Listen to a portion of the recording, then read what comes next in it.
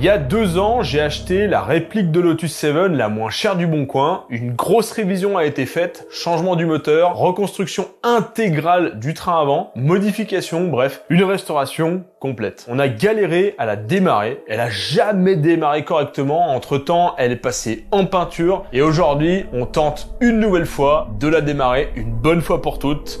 C'est parti!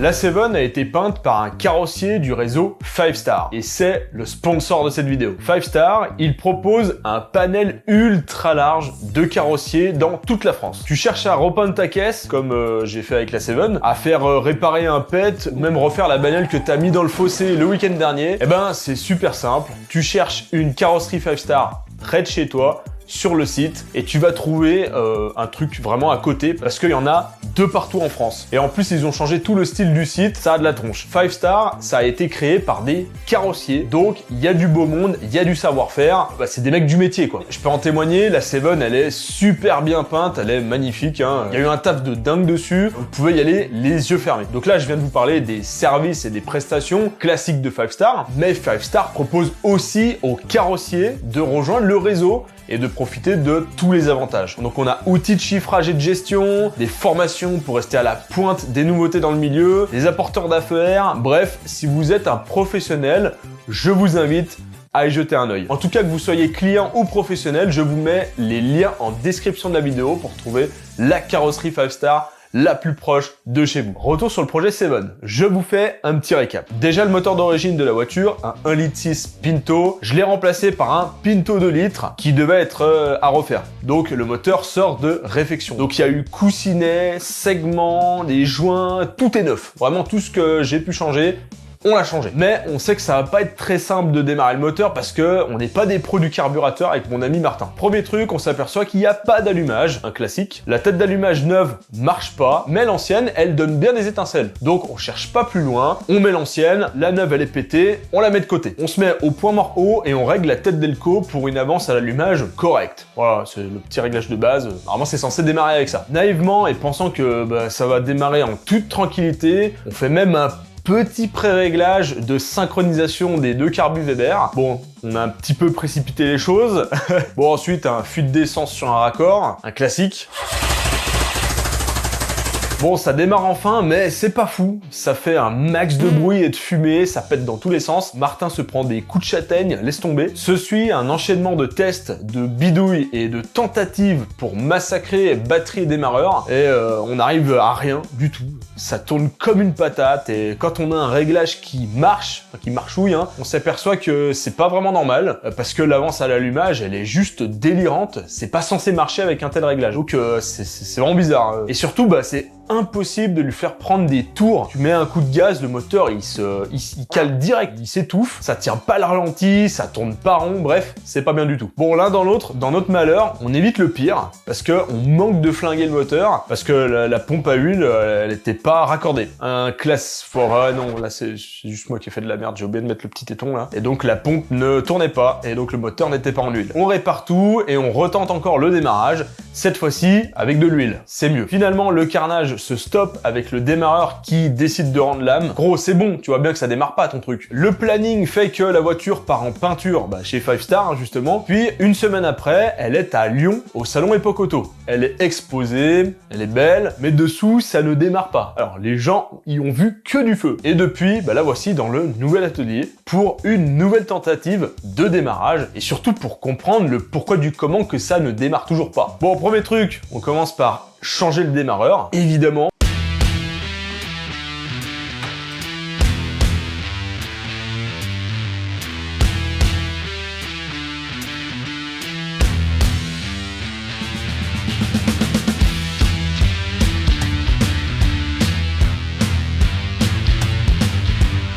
Putain, oh c'est qui a serré cette cosse là? The vieux and the nouveau. Ça a l'air d'être... Putain, il est plus gros lui hein quand même. Ouais.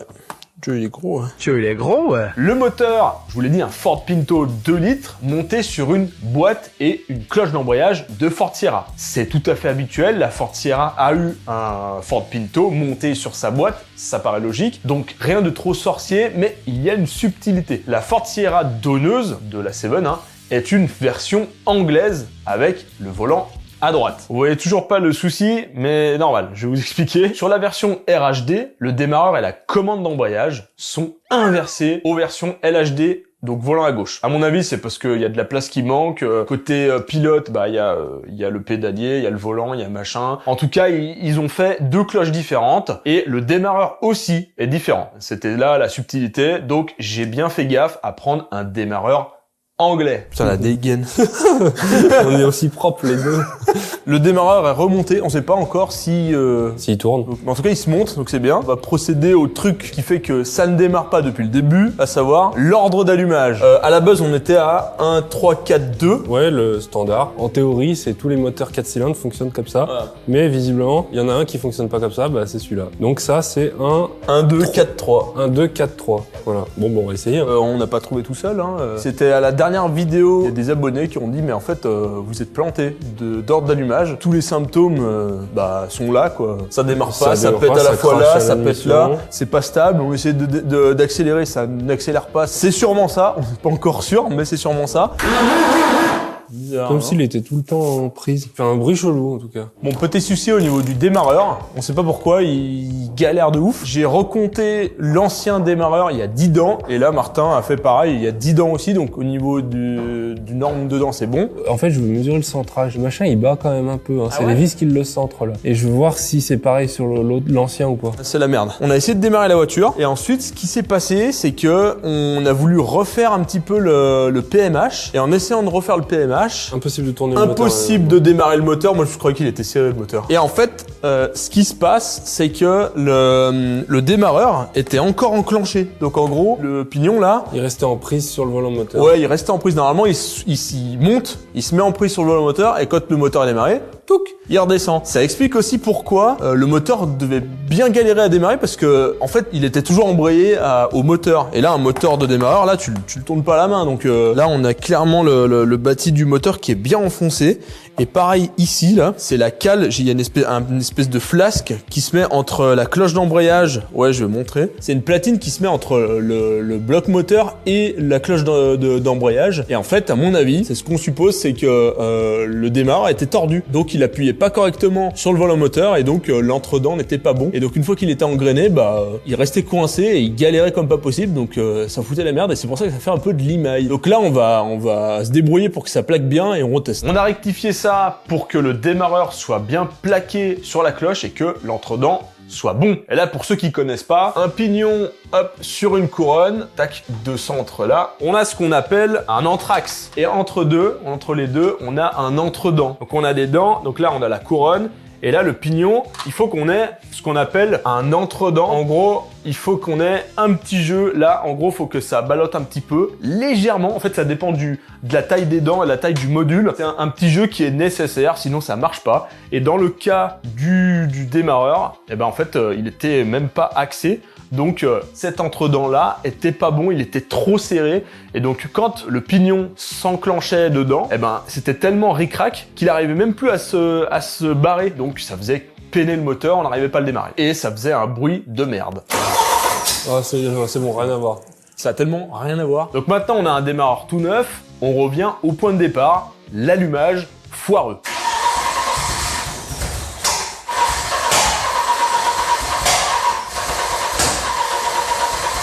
Et ça pète toujours à la zob, et ça fume au carbu, bref. On pensait que l'ordre d'allumage allait tout régler et que ça allait péter tranquille. Mais bon, faut croire que non. Bon, perdu pour perdu, on retire le cache-culbu pour constater l'ordre d'allumage par nous-mêmes, le vrai de vrai. Et pour ça, il faut voir l'arbre à cam. C'est lui qui dicte l'ordre d'allumage. Et là, on se rassure parce que c'est une constatation physique et visuelle sur le moteur en question. Donc vraiment, on peut pas se louper. Donc la méthode, elle est simple, hein. On fait tourner le moteur, on voit quelle soupape s'actionne après l'une ou l'autre, et voilà, ça nous donne l'ordre d'allumage. Et verdict, roulement de tambour, c'est pas le 1, 2, 4, 3, mais bien le 1, 3, 4, 2 qu'on avait à la base et qu'on avait mis depuis le début et qui ne craquait pas. Force à ceux qui refont des V12. On peut maintenant partir sur de meilleures bases, enfin des bases qui sont justes finalement.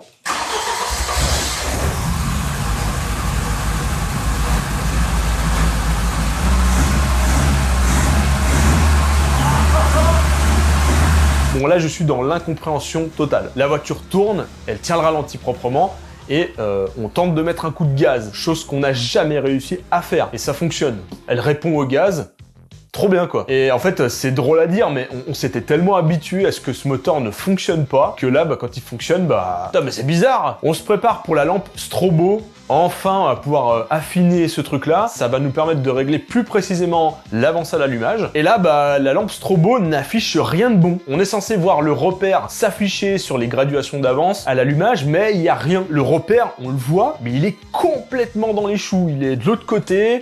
Enfin, là, il y a un truc, on pige pas tout. Enfin, c'est bizarre, quoi. Pourtant, le moteur, il a l'air tourné correctement. Enfin, c'est vraiment très louche, l'affaire. Mais on finira demain. Il est tard. Il faut aller se coucher. Allez, on tente un dernier démarrage. Sauf que là, cette fois-ci, Martin, il me dit qu'il pense que ça vient de la tête d'Elco. Et en fait, il me dit, écoute, je vais toucher le capot de la tête d'Elco, mais de rien du tout, hein. Et tu verras, ça va plus démarrer. Mais plus du tout. Et mais il avait pas tort, on n'a plus du tout réussi à le faire démarrer. Rien, mais rien du tout. Pas de pète, pas de lancement, non, rien. Comme s'il n'y avait pas d'allumage. On tient peut-être un truc là. Bon, dans la soirée, ça cogite pas mal. Je me dis, mais pourquoi ça marche pas ce truc là? Et on sait que la tête d'Elco fout la merde, c'est certain. Donc là, je songe clairement à passer sur un allumage électronique. Mais à ce moment-là, je me dis, mais putain, une tête électronique, ça coûte une blinde. Je connais, on en a déjà parlé, c'est le truc où on peut programmer, enfin comme un calculateur. Mais bon, ça coûte 700, 800 euros. Enfin bref, j'ai un peu la flemme de mettre cette somme-là, alors qu'il y a des trucs sûrement moins chers et qui vont marcher. Donc il faut que ça pour que la voiture elle démarre. Bon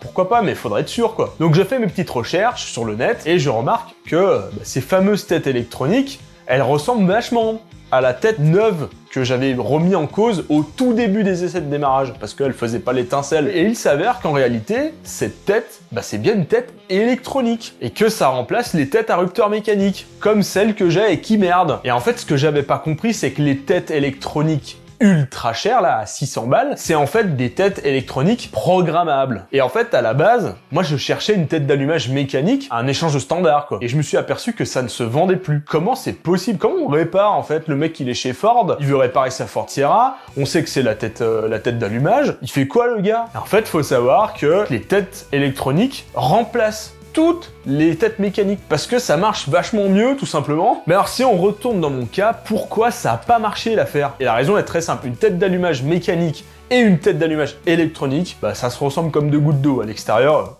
Par contre, en fait, t'as deux câbles d'alimentation qui en sortent. Bon, moi, je réfléchis pas. En fait, je débranche l'ancienne et je mets la neuve à la place. Tout simple, tu vois, je me pose pas trop de questions. Je branche les deux pareils. Sauf que, sur le Pinto d'origine, on a un boîtier, un module d'allumage qui pilote la tête mécanique. Sauf que la tête électronique, neuve, elle, je l'ai branchée aussi sur ce fameux boîtier. Mais elle en a pas besoin, elle. L'électronique se trouve déjà dans la tête électronique. C'est le principe. Sauf que si tu le branches avec, la tête, elle sait plus ce qu'il faut, donc elle fait rien, et ça ne fait pas d'étincelle du tout. Et en fait, une tête électronique, ça se câble en direct sur le 12 volts et la masse, tout simplement.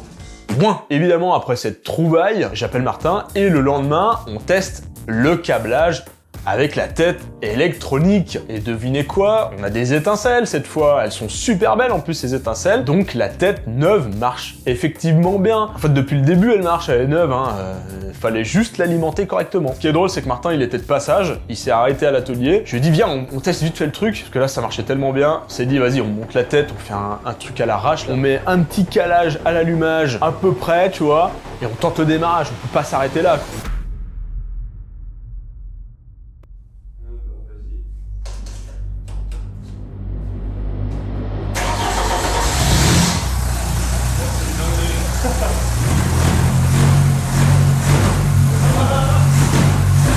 Bon voilà, il faut savoir qu'on a démarré la bagnole sans caler l'allumage plus que ça, vraiment c'était à l'arrache. Il fait super froid, le moteur est froid, quart de tour les gars. Quart de tour, le moteur il a pété mais comme une horloge instantanément. Bon vu que ça tourne rond, on refait un coup de lampe strobo et là le repère est au bon endroit, ça fonctionne donc on l'affine. Et vous savez ce qui fait plaisir là? C'est la couleur du pot d'échappement qui brunit avec la chaleur. Signe d'un moteur rugissant. C'était pas arrivé encore.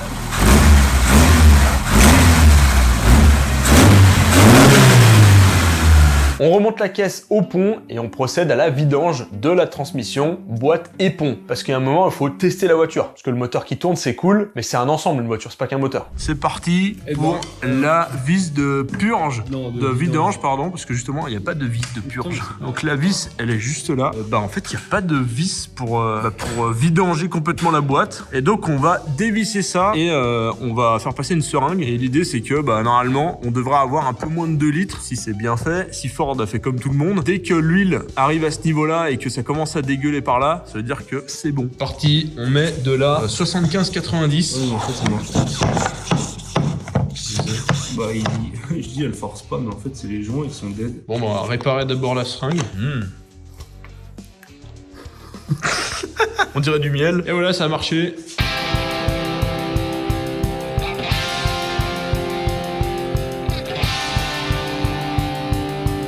Il est temps de faire les premiers tours de roue.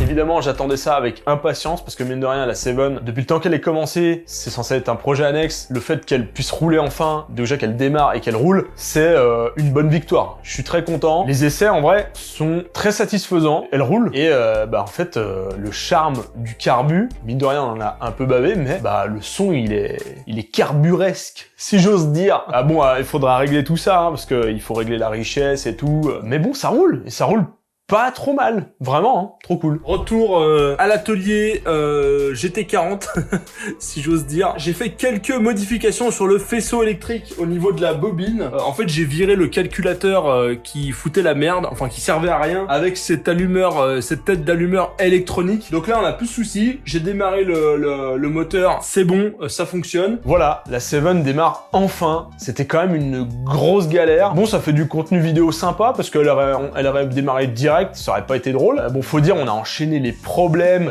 Mine de rien, la cause de tout ça, on l'avait écarté au tout début. Donc tu parles, on a fait tout le tour pour revenir au point de départ. C'est terrible. La tête d'allumage, quoi. Purée. Dans un prochain épisode, on ira mettre la bagnole sur circuit, ce qui va demander de finir quelques bricoles, refaire les freins parce que elles freinent pas très bien et régler les carbus comme je vous l'ai dit. Puis voilà quoi. En tout cas, n'oubliez pas d'aller checker en description pour vos travaux de carrosserie 5 Star. Et puis si vous voulez voir la suite du projet Hypercar, de l'atelier, de la Seven, abonnez-vous. Tchou.